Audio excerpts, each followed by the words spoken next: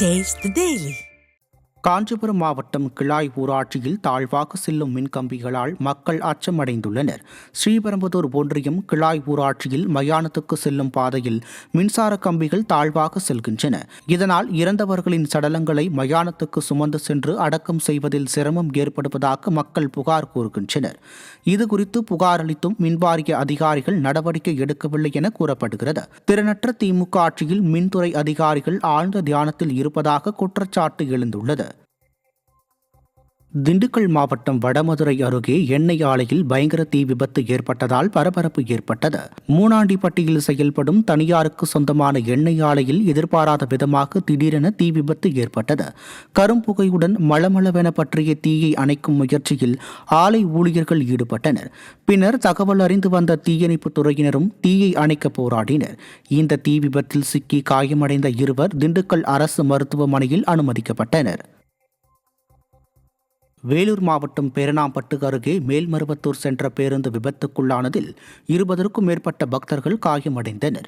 கர்நாடக மாநிலம் கோலார் பகுதியைச் சேர்ந்த 50க்கும் மேற்பட்ட பக்தர்கள் மேல்மருவத்தூர் நோக்கி தனியார் பேருந்தில் சென்று கொண்டிருந்தனர்.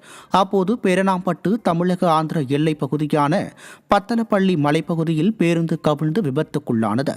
இதில் காயமடைந்த 20க்கும் மேற்பட்டோர் சிகிச்சைக்காக அரசு மருத்துவமனையில் அனுமதிக்கப்பட்டனர். அரியலூர் மாவட்டம் ஜெயங்கொண்டம் அருகே சாலை வசதி கேட்டு 5 கிராமங்களைச் சேர்ந்த மக்கள் மறியல் போராட்டம் நடத்த திரண்டதால் பரபரப்பு ஏற்பட்டது. மீன் சுருட்டி பகுதியில் இருந்து கல்லாத்தூர் வரை புதிய தார் சாலை வசதி கேட்டு 5 கிராம மக்கள் நீண்ட நாட்களாக கோரிக்கை விடுத்து வருகின்றனர்.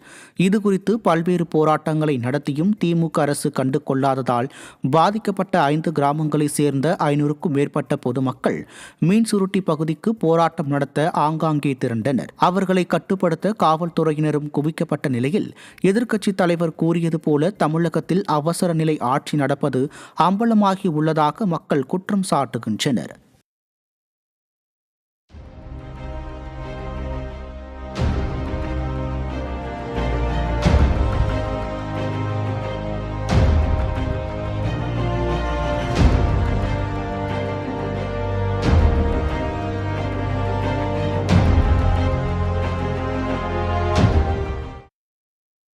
செங்கல்பட்டு மாவட்டம் மதுராந்தகம் அருகே சாலை பராமரிப்பு பணி காரணமாக தேசிய நெடுஞ்சாலையில் கடும் போக்குவரத்து நெரிசல் ஏற்பட்டது.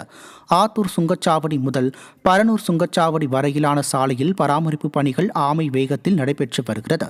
இதன் காரணமாக செங்கல்பட்டு மாவட்டம் கருங்குழி என்ற இடத்தில் இருந்து சுமார் 5 கிலோமீட்டர் தூரம் வாகனங்கள் அணிவகுத்து நின்றன. மேலும் போக்குவரத்து நெரிசலை சீர் செய்ய போதிய காவலர்கள் பணியில் இல்லாததால் வாகன ஓட்டிகள் மிகவும் சிரமத்திற்கு ஆளாகி வருவதாக குற்றம் சாட்டியுள்ளனர்.